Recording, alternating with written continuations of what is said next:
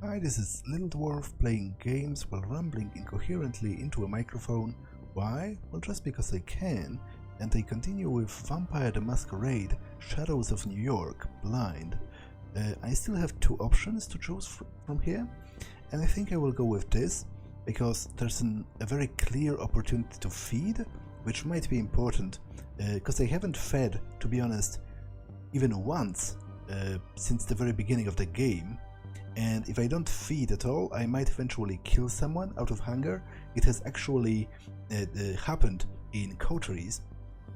So, Diva's Delight, a fitting name for a kiss addict, audacious enough to openly pitch her unique taste to those in the know. I'm not in a clubbing mood, but since I need to feed, might as well give that rumor a shot. Okay. No blood, no matter how exquisite, is worth suffering through this noise. Something terrible must have happened to the previous DJ. It had to be sudden and unexpected for them to hire this amateur under the wire. Zero ability to read the crowd, no sense of the flow, and if that constant flashing wasn't migraine-inducing enough by itself. Not that I remember how an ordinary headache feels. I know the hunger though, which is why I'm here tonight. A purple-haired girl bumps into me, head down, tears flowing down her cheeks, her hands trembling. As much as I understand it, I don't think it's the guy that... is the guy at the turntables that made her like this. Oof. Oh, I'm so sorry. Wait, isn't that like... I don't remember if that's the girl from Coteries, because there was a girl in Coteries who was also, like, she willingly offered herself to be fed on by vampires, but I don't remember if it was this one. She bolts before I can say a single word. Well, who am I to blame her? A tactical retreat probably felt like a good idea. A trace of cheap booze in a potential vessel is faint, but ever present. At this point the smell is all I'm getting. Come to think of it, I can barely remember how alcohol tastes. Maybe I should remind myself. That's dumb. The bar's pretty much free of people at the moment. I get closer and take the peek at the drinks menu. There are some goofy fucking names, especially from a kindred's perspective. Now, to be honest, I have exactly zero need for drinks, so just put the menu back. Although, I guess it won't hurt me if I order something. It's not like it costs a fortune. Maybe it will trigger a funny event. Order the Bloody Margaret. The bartender brings me a large glass, garnished with a celery stick, and filled with something that looks more like a veggie shot than a gin-based cocktail. I'm far from thrilled. Fuck it. Here goes. I chug it down in one go. It tastes like canned tomatoes, someone opened and left rotting for a decade. Wow. To be honest, even regular tomato juice is pretty disgusting to me. so that is like, no, not at all enticing. Not at all an enticing sounding drink to me. Although, how do I even drink it? Again, I was under the impression that vampires cannot hold down mortal food. Like, I would throw it up quite soon. Like, literally in minutes, I assume? Well, I guess I'm going to see what happens. Something tells me I'm going to regret it soon. Yeah, I kind of think that as well. The music abruptly stops just as I step away from the bar. I can't see the booth, but I know the crowd reaction tells me all that I need to know. Looks like we have a new DJ. The vibe immediately improves. Hallelujah. pleasant moments never last. Some well-worn dude on the wrong side of 40 decides to hit me up. Our eyes meet for a brief moment, slightly too late for me to outmaneuver him. Strangely, there's no lust in his gaze, and yet he seems like a predator closing in on his prey. Shit, could he be the rumored Diva's Delight? A kiss addict cloaking me as a bloodsucker? How come you're here all alone, sweetheart? I can't pinpoint exactly what is it, but there's something irksome in the way he carries himself.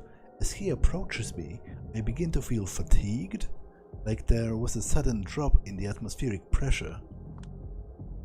I guess let's try staring at him.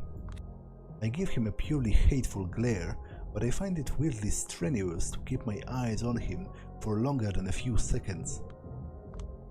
There's something about him that ruins the little composure I have, and I think he knows that. I feel spiders crawling up my spine.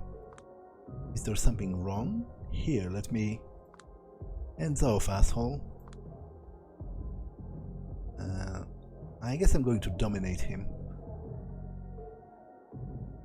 Although, to be honest, Potence is probably less suspicious, because... I don't know. Both of them can be inconspicuous if you do it right. But I guess if I just use Potence, then I will look as someone who's particularly competent at self-defense.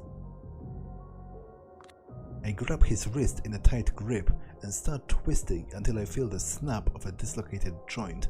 He screams in pain, but fortunately the music drowns it out. As soon as I let go of his hand, he runs for the exit. He stares me down before leaving, and I can't help but sense something worse than fear in his eyes. Makes me feel uncomfortable. As if the meeting the asshole didn't strain me enough, an acrid feeling rises in my gut, instantly making me nauseous. I barely make it to the nearest empty lounge before I begin violently throwing up. For a minute straight, I spray the couch with the remains of that wretched cocktail. It's not a pleasant sight. I get a hold of myself as soon as my stomach empties. Shit, Julia, your life has had more than its fair share of avoidable embarrassments. Is it necessary for your unlife to follow suit? Well, to be honest, I didn't expect her to drink it. She has never, at the game, has specifically mentioned, for example, that she orders a coffee at the BBB each time to keep up appearances, but then never drinks it. So I assumed she already knows she cannot hold up, she cannot hold in mortal drinks and food. Time to bail and not look back. Right before I reach the exit, the purple-haired girl from the earlier bumps into me once again. This time, I know it's not coincidental. Wait, please. She seems startled, but gives me a pleading look. I saw what you did to the man. Are you one of them? What are you talking about? Who's them? She bares her teeth and taps the side of her neck. Oh, I get it. So you're the Diva's Delight. She blushes innocently, like I called her stealing cookies. Yes, it sounds silly, I know, but I thought it would attract some of your kind. I've always been told I taste good. Would you like to try? She looks at me the same way a junkie who hasn't had his hit for a while looks at a syringe. You know too much. There's no way you don't have a patron of some sort. Her eyes tear up again. I do, but maybe I don't. I don't know anymore. He shows up whenever he wants and disappears for weeks. I don't even know his name. We were supposed to meet here tonight, but I guess he didn't show up. The girl keeps talking. Now that she has found somebody new to open up to, any instinct she might have had to remain secretive is gone. Makes you wonder who thought it was a good idea to breach the masquerade for her. Before him, I used to have a caregiver. She was one of the divas too. She was exceptional, noble. I think she cared about me in a way. She always complimented the way I taste. Yeah, I'm pretty sure she is the character from Coteries. She's the character that Sophie once brought to me to feed me. Would you like a try? She clings to my arm like I'm Jesus Christ and Kurt Cobain at the same time, descended from heaven exclusively to turn her misery into bliss. I can't help but feel some disdain. Please, I promise you won't be disappointed. I know I won't be, I'm too hungry for that. But I also like to pretend like I'm something better than hungry from time to time. Well, to be honest, I already talked about that rather lengthy in Coteries. I feel there's something very weird about how feeding on willing victims makes me feel, because you'd think it would be easier, and because after all they are willing, but at the other hand, it does still feel like I'm somehow abusing them, even though it appears to be you know, voluntary on their part, but it's still somehow a little bit uncomfortable to me. But you know, I do need to feed, and to be honest, given the choice, I should probably cherish the fact that there are people who actually find it pleasurable, and you know, they actually want it, because I would need to feed anyway. So I guess if somebody wants that, then isn't that like killing two birds with one stone? Let's feed. The hunger gets the better of me, but somehow I don't mind. This is what she wants, isn't it? A quick look around. Nobody is paying attention, and why would they? Just two random girls who seem to be into each other. I gently rub the back of her head, put my lips closer to her neck. She visibly trembles with excitement. As I bite down, her body softens. Then I drink, savoring each sip. She really tastes incredible, like an unfulfilled promise. Sweet, sweet innocence. As soon as I am done, she loses her footing, weakened, but undoubtedly relieved. I help her sit down on the floor. She smiles at me, joy glinting in her eye. Thank you, that was... I really needed that. My name is... Don't talk, just rest for a while. I leave her alone in a state of bliss. She doesn't seem to mind. It looks like I did the right thing, right? I leave the booming sounds of the club behind me and get on with my night. Alright, it's about time I went to see Kadir. Mighty kind of him to arrange a meeting in a place that's most convenient for me. D'Angelo, Hope, Tamika, Agathon. I suppose that's better than nothing, but no evidence, really. Honestly, it feels as if someone had already cleaned up the most egregious stuff before I arrived. Sounds like the Anarchs. I'd definitely try and check the place again, but I feel I would need some sort of an expert to accompany me, an advanced investigator who would show me the ropes. Someone tall and handsome maybe, or maybe someone short and ugly, as in a Nosferatu, as in D'Angelo. Yeah, if you don't mind a diplomatic incident, I will go with you. Oh, I guess I'm going with tall and handsome then. Any better ideas? Actually, the very note you gave me. But I will need to set it up first. I will get back to you about that. Oh, so it might be D'Angelo after all. You know these people? I have had passing contact with each of them. Part and parcel for the job, you know. I suppose. Can you help me out with this? The way I would tackle it would be look at one person on the list every night, ask around about them, and see what they know if you do manage to meet them. if I manage to meet them. They are not particularly easy to get hold of, always preferred to be a little off the grid, but nowadays they are practically all in hiding, if not missing in action or dead. Funny coincidence? It's not my job to speculate. In other words, he knows something, but is not at liberty to say. Guess I will find out anyway, if I do meet them. And why one night? What? And why one night each? Shouldn't I investigate every loose end until we are satisfied? In a perfect world, you would have all of the time you need, but this is not a perfect world. They will try to use brute force. They will try to brute force a solution to the case as soon as possible. I suspect that 4 nights from now, once the celebrations of power are over, they will ask for your findings, and that will be all. Oh, okay, so that actually addresses one of my problems with the previous game, because the previous game didn't give me a solid,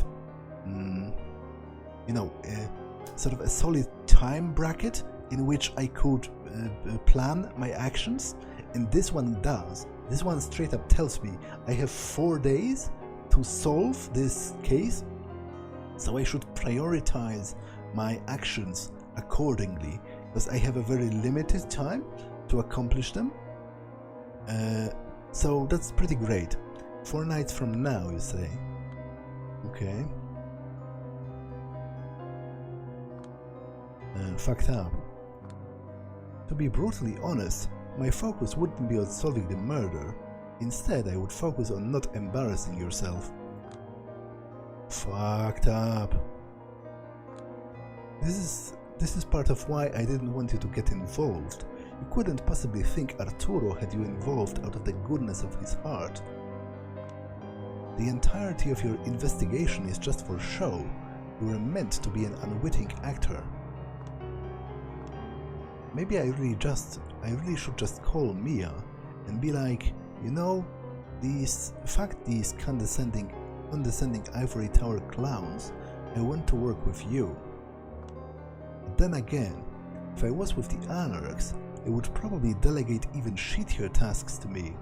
If, and that's a really big if, they didn't think I was some kind of an inside agent in the first place.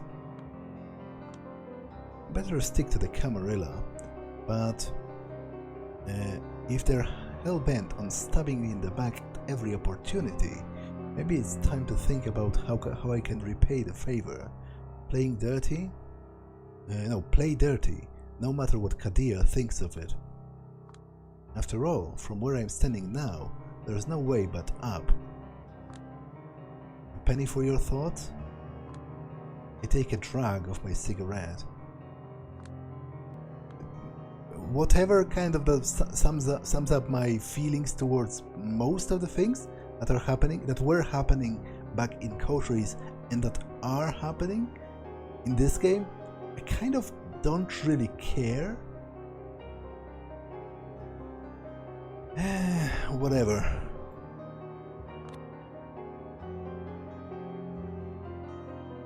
That's too bad, but it's no use crying over spilled milk, right? Life, lemons, lemonade, and let's just get it over with. That's an unexpectedly mature answer coming from you.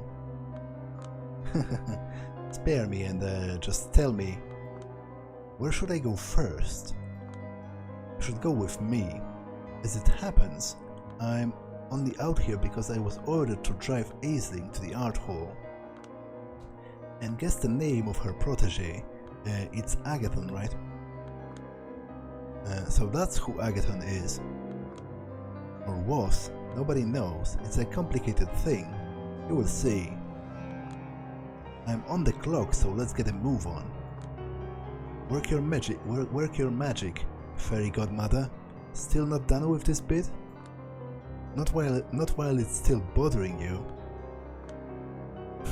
I'm leaving you behind if you don't keep up. Oh damn it, did I miss something? No, it was just a transition scene with them in the car. As I already told Kadir, and numerous times at that, I have no idea what happened with Agathon. The Broadway Chantry, part of the Chantry of the Five Boroughs, is Aisling's usual hangout place these past few nights. She's in a hurry and not willing to talk. Do you have any idea about his connection to the kindred by the names of Tamika, D'Angelo, and Hope? I don't. I made it a point to keep our relationship strictly professional one, and never meddled in his personal affairs, unless they influence our work, that is. But it only happened one time. Ah yes, the infamous Juno case, which I have never finished, I have never seen it to conclusion, because as I already told you, I felt like the coteries game was kind of badly structured, and I went too wide trying to cover everything, and ended up not having enough time to uncover anything in deep. Were there any signs he's leaving? Or anything that makes his disappearance suspicious? No, nothing. It was quite rude of him not to give me a proper warning before he departed. Still, this line of work is not particularly favored by folks with a perfect grasp of savoir-vivre. I do hope his search will bring him back right where he started, begging me to take him back again. And the boy is talented, and I did put a lot of time into mentoring him. If he doesn't, well, que sera sera, no skin off my back. So, you won't entertain a possibility that he found himself in harm's way? I know an answer to that one. A researcher's mindset. She doesn't think it's worth considering the worst case scenarios seriously, and just takes things as they come. Precisely. If, for example, climate change scientists didn't operate this way, most would have put a bullet in their own head long ago. Okay. That's a cheery thought. I would like to search the Chantry for Agathon's whereabouts. Our good sheriff already did that long ago. It would just be wasting your time, and ours for that matter. Didn't you say Helene was waiting for us, Kadir? Give the girl 15 minutes, Aisling.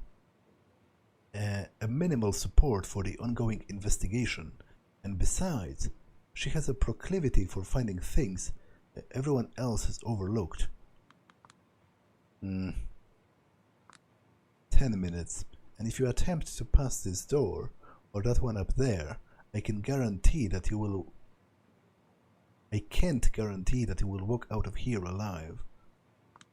Thank you very much, High Regent. Just get on with it. So, will I talk with more ghosts? My time here is practically up, and I found nothing of use. Again, I feel like I have skipped something, but it doesn't look like it. It was just a transition shot, I guess. It seems Agathon was completely dedicated to his work. Even his personal quarters are as barren as it gets. No personal touch whatsoever. Nothing I could go by. It's all research, research, research. He seems like such a bore. Focus, Julia. What would you do if you were a warlock workaholic? Where would you leave clues to your whereabouts? What would you do if you find yourself in mortal danger and wanted Dakota to know? It's loose. What's that? Yeah. It was facing this way, huh? I approached the place where I saw the shadowy silhouette appear. It's a brick wall, and one of the bricks is loose. Ah, okay, so that's what he meant. Kadir and Aisling are in another room now, still discussing the party. It's not that bad. You ought to learn how to find humor in the little things. It's the meaning, Sheriff. That's all there is to it. It's time. I work the brick loose until I can grip it. Then I tug it silently as possible, revealing a hole in the wall. Inside there is a book. I browse through it quickly. Agathon's diary. That's a bingo. Your 10 minutes are up. So are your 15 minutes, in fact. Are you done here? If I could just get 5 more minutes, I still feel like I might stumble upon something here if I just look a little more. No way, Julia. Time to go. Fine. I put the brick back and take the diary with me. It did look like Agathon left it so that someone in the Chantry could find it, presumably the High Regent. But my investigation takes priority for now. I beat Kadir and Aisling Adier, start looking for a secluded place to read the diary. The place right here should be secluded enough for me to browse through the diary in peace. I start quickly skimming the book, singling out sentences and paragraphs that look interesting, trying to get a general idea of what kind of person Agathon was. Or is, I hope. The more I read, the clearer the image of the person becomes. Okay, that's quite a cool visual. With the face of Agathon forming out of the smoke. He's been working under the High Regent for 15 years. There's an underlying shame in the way he talks about Tremere magic. He always describes himself as too slow on the uptake, too late to learn something, too much of an amateur. He was really into tying his self-worth to his wisdom. The entries beginning in 2012 are terrifyingly regular. The handwriting is extraordinarily neat. The author's absolute dedication to his studies is palpable. If there's anything to his unlife besides work, it's his relationship with the 3 other important women he holds dear. The first is his master, Aisling Sturbridge, whom he reveres for her knowledge, stoicism, and willingness to experiment. I was hoping to find some details about her secretive work here, but no dice. Looks like he was willing to risk someone finding all about his inner life, but not anything that could harm her studies. A good pupil serving a good mentor. I'm jealous. The second is about another warlock, his ex-lover Juno, who he feels guilty about. They had a conflict in which Aisling was involved. Having to choose between the two, he chose Aisling. According to Agathon, there was never real love between him and Juno. First, it was just shared interests, then a growing disconnect, and ultimately guilt, which made him feel responsible for her. But maybe it's just excuses. He strikes me as the kind of a person who spends most of his time inside his own head. Doesn't sound like someone you could have a fulfilling romance with.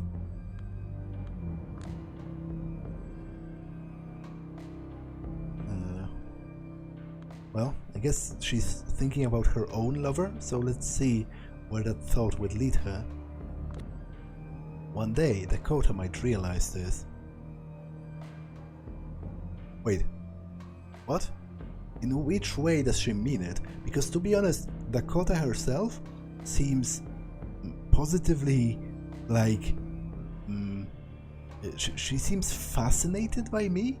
She seems very engaged in my personal life.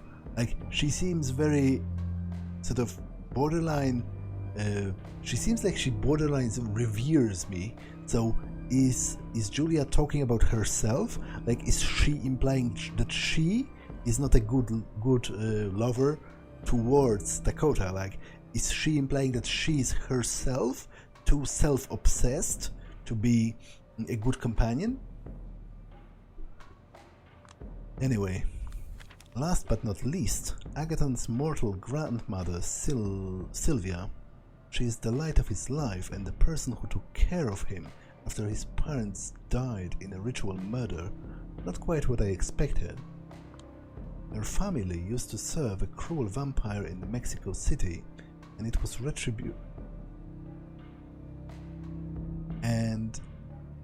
retribution for the escape. She was the lead Tremere used to track him down, actually. He was keeping her alive for a long time, but a few months ago her heart gave up. Agathon blamed his insufficient skills, the kind of a man who carries the entire world on his shoulders. Left alone with Aisling, he drowned himself in work and eventually burned out. But it doesn't sound like Sylvia's death was the only event that triggered depression. It doesn't sound like Sylvia's death was the only event that triggered his depression spiral. There was some kind of an incident back in 2019.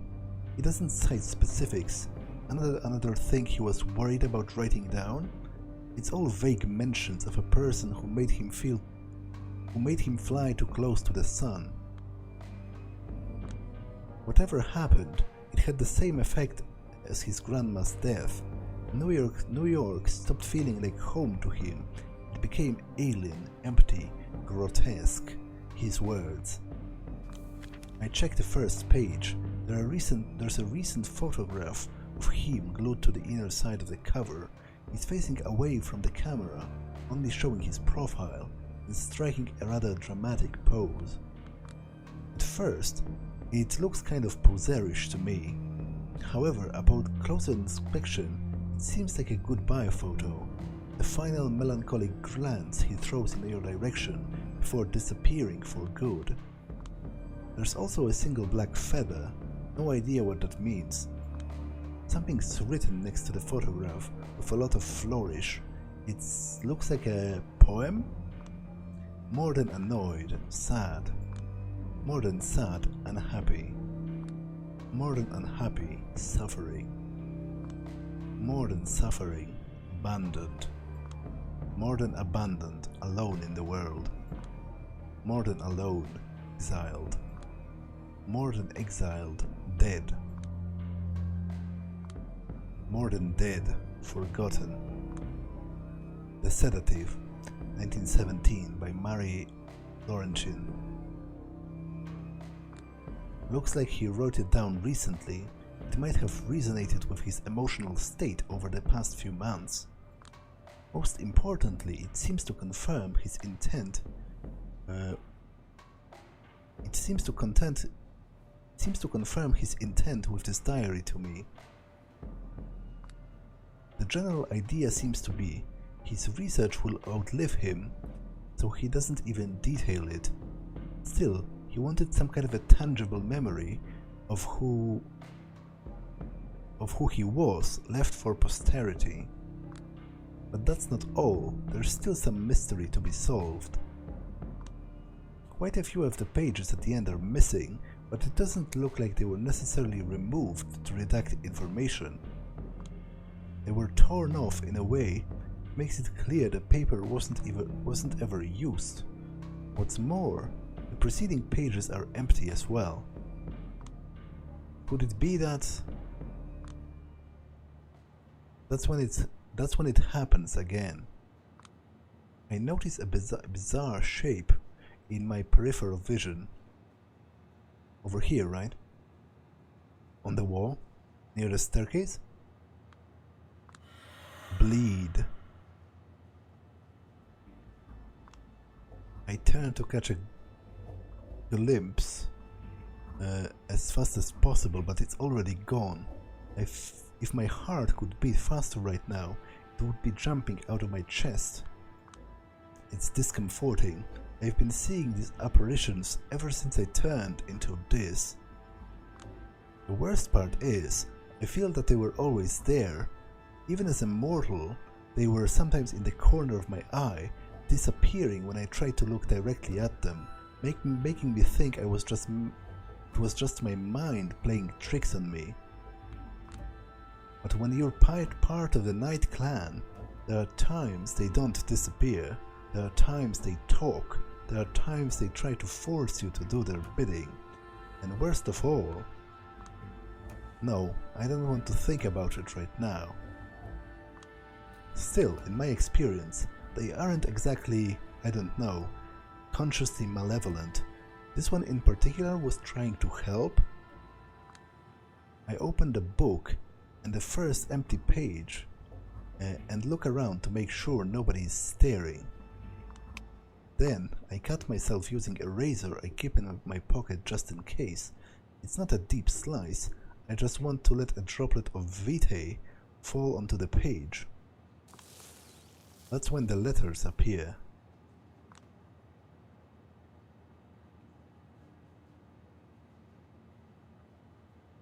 Look at me. You I don't know. I don't know what this word. You tragic clown? But why is it redacted? It's not even a swear word, and it's not like this game was avoiding swear words. No longer confident that any of my people can be trusted, I turn into a fucking spick. A Camarilla spick at that.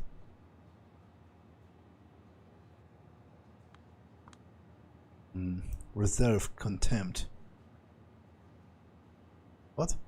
Am I viewing his memories or something? Because this, how am I knowing what he thought in the moment? If this is just a written down account of what happened, then how would I know what he felt? What are you waiting for, boy? Laugh at me. Ridicule is all I deserve.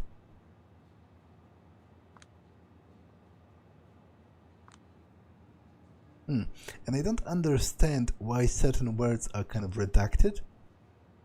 They seem to be random. Come on, don't just stand there like an idiot. You want to say something? Say it. What was that? What the hell? Yeah, that's kind of my thoughts. This is the last thing I expected to happen. This diary is haunted. A series of quickly changing sentences and images, composed of shadows and blood, give me a window into another reality. It's not an objective view, it's like scattered remnants of emotions, similar to half-remembered dream, full of holes, but an honest expression of one's mind. Might it be interacting with me? It's just a hypothesis, but I don't know why else it would show me Callahan. And was that Ellis Island? Right. This time I don't even look in its direction. The voice made me feel oddly confident about what I need to do. I pick up the feather that was in the diary and I dip it in my vitae. Then I write down... I'm not sure what I'm supposed to... Like, am I asking it questions? Is it like a dialogue? Am I going to write something and it's going to respond? Or is it some kind of a code that I need to write down for it to reveal its secrets to me? Because, to be honest, the thing I'm feeling most profoundly for now, I guess it's confusion, so let's write it down and see what happens. Let's try confusion. I understand why you agreed to see me, old man. But I am confused as to why you would agonize over the choice in front of me. It makes you seem weak, neurotic, indecisive. I have my own code of honor, Lick. Not that you would understand. Whatever. Let's just get down to business. It doesn't feel like this is the way these events took place. It's more like a way to explore Agathon's emotional truth about the way it unfolded. What? What does it even mean? In any case, The diary is reacting to me, and some shade of truth is better than nothing. It's a handy tool if I use it right. I might find some clues that could help me in my investigation. There are a few thoughts floating around in my head, like alien entities trying to make their way out. Is this also the effect of the diary's power? Let's try. Let's try death. Is it the fear of death that drove you to contact me? Don't be ridiculous. I've been ready to die since before you even came out of your mama's womb, boy. No, I fear something worse. So, when you heard about their plot... Yes, I wasn't afraid it would fail and leave me for final death. I was afraid it would succeed. Is he talking about the fact that he was blood bonded to Panard? God damn it, what are the two of you talking about? Why did you meet? Well, let's try Ellis Island, because that's where it is, right? This background is reused from Coteries of New York. Why did you pick this place to meet anyway? Secluded, and there's something in the air here that makes all of the blood magic go haywire, which is especially important. Because of me? You're still afraid I might be part of the experiment? No, because of the devil woman. Blood running cold.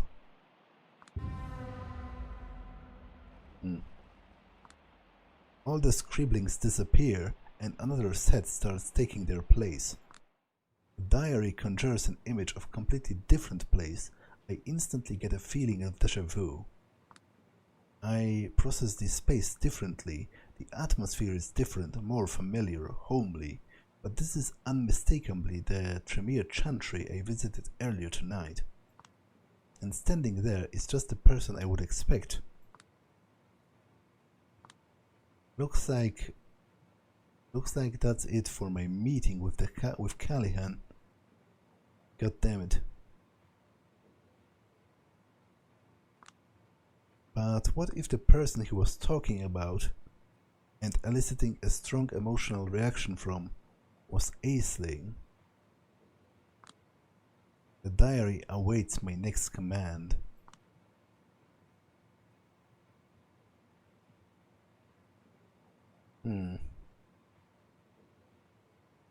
I guess sometimes why is more important than who, because you can kind of deduce a lot of things if you know why. So let's try it. High Regent, why? Why? You can't be serious. Those experiments need resources, and I wouldn't be able to provide all of the needed materials in a reasonable time frame all by myself. It's quid pro quo, and it's not like my research isn't helping all kindred in the long run.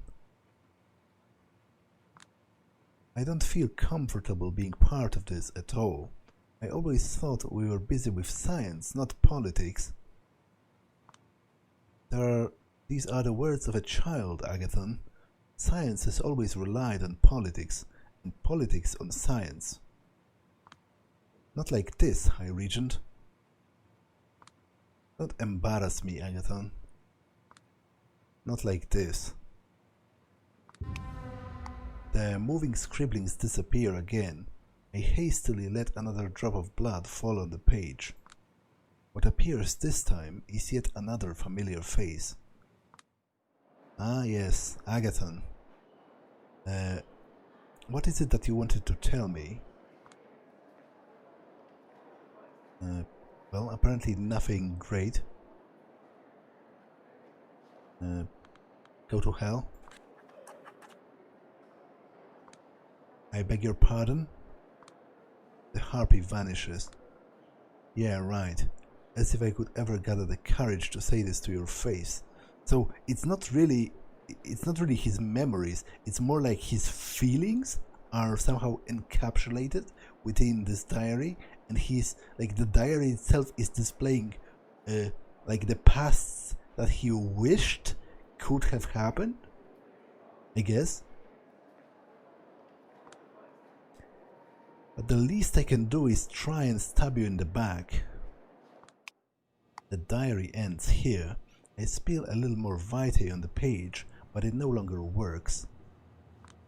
I suppose that's it. Still no idea what happened to Agathon. Is he alive or is he dead? Well, do I have a choice in that matter? Like, he's either alive or he is dead. He's not a, you know, he's not Schrodinger's cat. But I guess if maybe I kind of shape the reality by writing the thing that I would want to happen. So, you know, I haven't gotten to know him that much during Coteries of New York, because as I said, I kind of screwed that, but I don't wish death upon him, so let's try alive. Maybe Dakota is right. I've been a glass half empty buzzkill too often. I will brace for the worst, but hope for the best. The way he left his diary for someone to carry his work, the hints he strategically left inside it, he's got it all planned out, no doubt about it. I choose to believe that I will see him again one night. Maybe I will even compliment the jacket he has. So what kind of trait? Glass half full. So an optimist, basically. Kind of. In any case, I think it's time to pay a visit to the art hall. I know Arturo tends to leave Elysium quite often to take in some of the fresh air and message people on his BlackBerry, so I just wait until I see him. And I feel like this is a decent place to end this episode because it has been long enough. So that's all for this one, and I will see you in the next one. Bye!